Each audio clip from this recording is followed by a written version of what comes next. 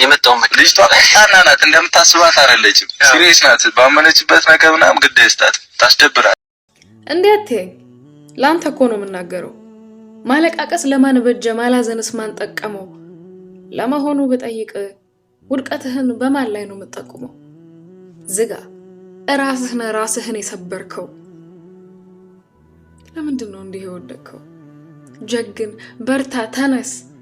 ለውድቀት ሰው አትውቀስ። እርሳው ስብራቱን። ሰው አትጠይቅ፣ ብቻህን ሂድ። የአምላክህን ታውቀው የለ ቤቱን። ብቻህን ሂድ፣ ይሰጥሃል በረከቱን። ጀግናዬ ለምን ልንከራተት ለምን ልንገላታ ለምን ልንገላታ ለዚች አጭር ዕድሜ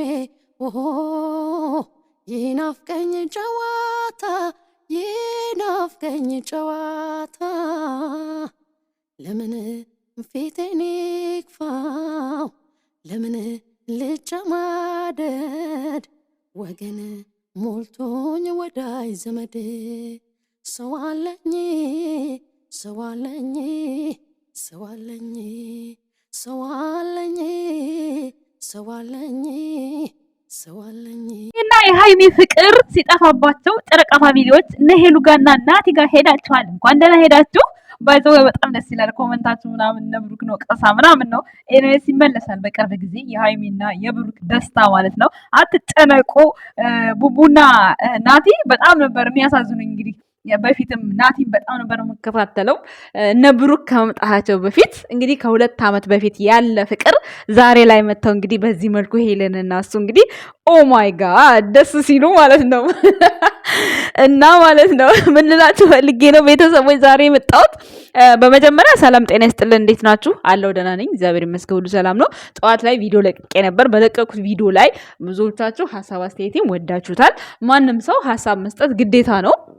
እነሱ ማለት ከነብሩኬ ትልልቅ ሰዎች ናቸው፣ ከኛም ትልልቅ ሰዎች ናቸው። ሶ እነሱን ወደ ማስማማት ደረጃ ማምጣት ነው እንጂ እነሱ የሚራራቁበትን መንገድ ገስት ላይ ቁጭ ብለው መስራት የለባቸውም። እንደ ትልቅ ሰው እኔ ሳስበው ማለት ነው። አንዳንዶቻችሁ እንዴት ለነሱ ሐሳብ ትሰጫለሽ? ሚዲያ ላይ ያለ ሰው ሐሳብ መስጠት ግዴታ ነው። ገባችሁ አይደለ?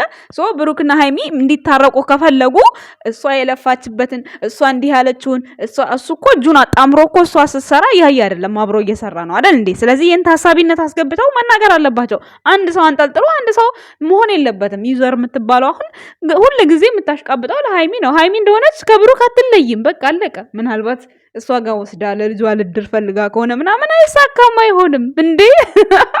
የምሬ ነው። ገኔም እንደዛው የክርስትና እናት የሆነችውስ የክርስትና እናት የሆነችው ገናት እሷ ጠፍታለች። በቃ ጥሩ ሰላም ከሌሉ በንዴት ብዙ ነገር ልንናገር እንችላለን። ሁላችንን እናገራለን እኮ ግን አንዳንዴ ደግሞ በቃ እንደዚህ መውጣት። ምክንያቱም ግዴታ አይደለም እኮ ይሄ እነሱ ፎሎወር አይደሉ፣ ያው ፎሎ ፈልገው አይደለም እዛ ፈልገው አይደለም። ሃይሚና ብሩኬን ወደው ነው እዛ የሚከታተሉት። አውቃለሁኝ ይሄንም ማለት ነው። ስለደበራችሁ ላብራራላችሁ ብዬ ነው። አውቃለሁ እነሱን ስለወደዷቸው ነው፣ ስለሚወዷቸው ነው የሚመክሯቸው። ግን ብሩክና ሃይሚ ከዚህ በፊት ስህተት የለባቸውም። ስህተታቸው አሁን ብቻ ነው። ይሄ ስህተት ደግሞ እንዲያልፍ የሁለቱንም እኩል ባላንስ እያደረጉ መናገር ነው እንጂ ለአንድ ሰው ስላሽቃበጡ ይሄ ነገር ይቆማል ማለት አይደለም። ለአንድ ሰው ስላሽቃበጡ ይሄ ነገር ይቀጥላል ማለት አይደለም። በቃ ስራና ስራ እንደሆነ እያወቀች እያብራራች፣ ግን ብሩኬ የሆነ ነገር ሲያደርግ የሆነ የምትናገረው ነገር በጣም ይደብራል። ለምን መሆን የለበትም። ለምን ነገ ጠዋት አብረው እንደሚቀጥሉ ካወቀች ሁለቱንም እንደው የሆነ ማግኘት ብትፈልግ እንኳን እንዴት ብላ ታገኘዋለች? ይሄ ንግግር የፈለገ ትልቅ ሰው ብትሆን እንደዛ አይነት ስድብ አያስፈልገውም ለብሩክ። እሷ በምትሳደብበት ላይ የገቡ ሌላም ሰው ጠላቶቹ ምንም የማያውቁት መሳደባቸው አግባብ ነው ብዬ አላስብም። ለዛ ብዬ ነው ሐሳብ አስተያየት የሰጠሁት። ምክንያቱም እነዚህ ልጆች የእውነት ነገር ሆኖ ቢሆን እውነት ሃይሚ ልቧ ተሰብሮ ተጎድታ ቢሆን አይደለም ይሄን ያህል ከዚህም በላይ ቢታገሉላት በጣም ነው ደስ የሚለው። ምክንያቱም ሴት ስለሆነች የእውነት አይደለም ነገሩ።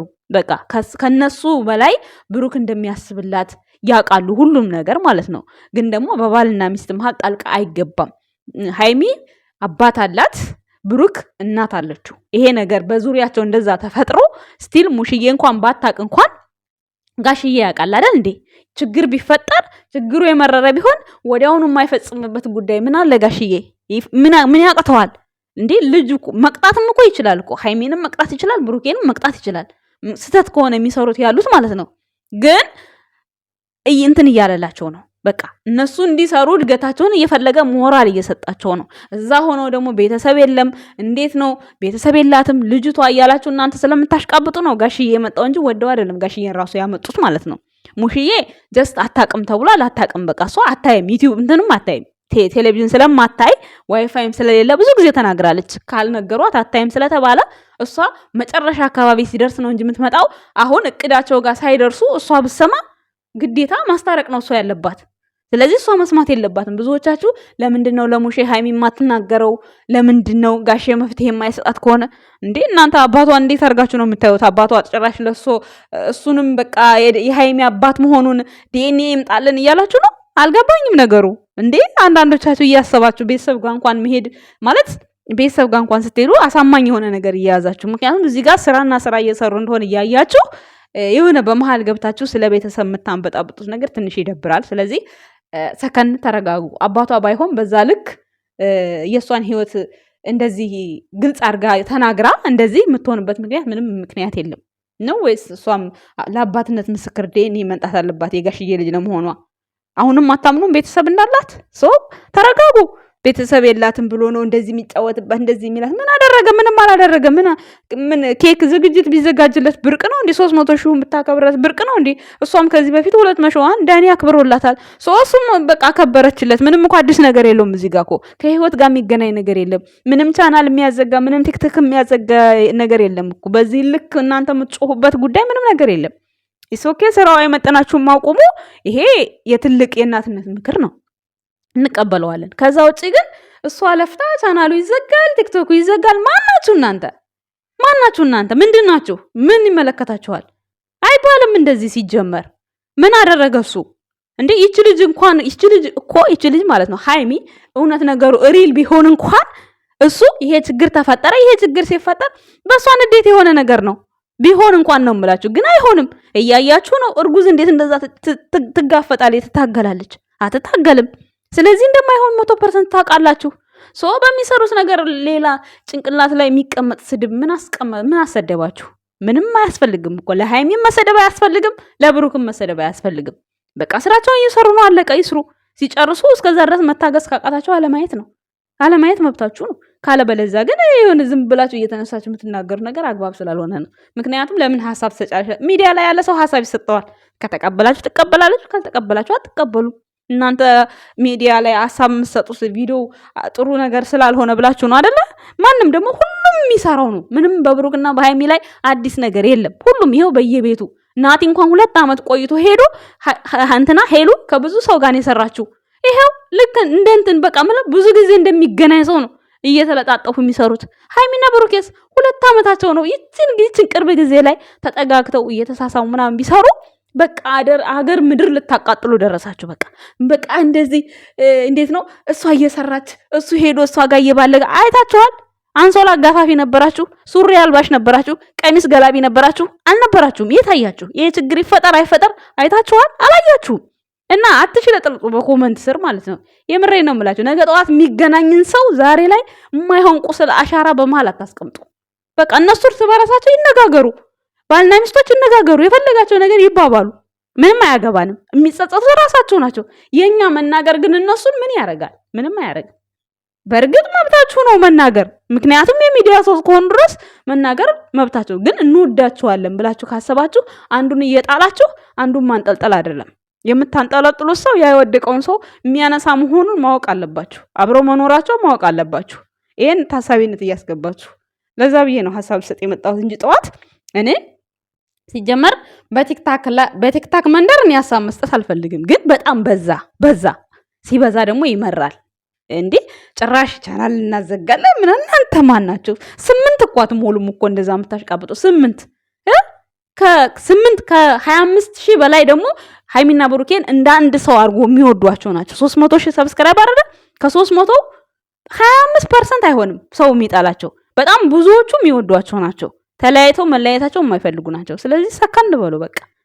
ምክንያቱም ይሄ ጊዜ ያለው ያልቃል። በመሃል አባቷ ገብቷል። ምንም ነገር አይፈጠርም።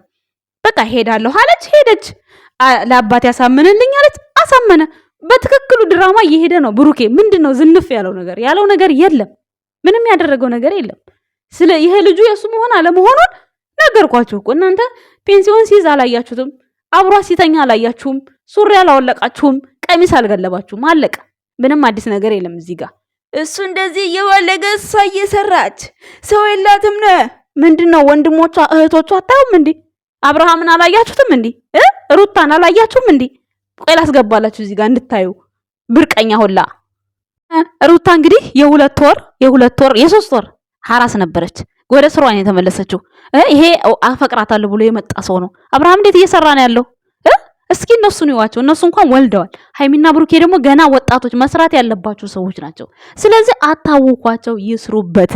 በቃ ይሄን ነገር ካለቀ በኋላ መጥፎም ሆነ ጥሩም ሆነ ትወቅሷቸዋላችሁ። አሁን ግን አቅደው የተነሱበት ነገር ስለሆነ ሰላም መጣ እስክትባሉ ድረስ የራሳችሁን ሐሳብ አስተያየት እየሰጣችሁ መከታተል፣ ከተናደዳችሁ ደግሞ አለማየት። ስልኩ የናንተ ነው።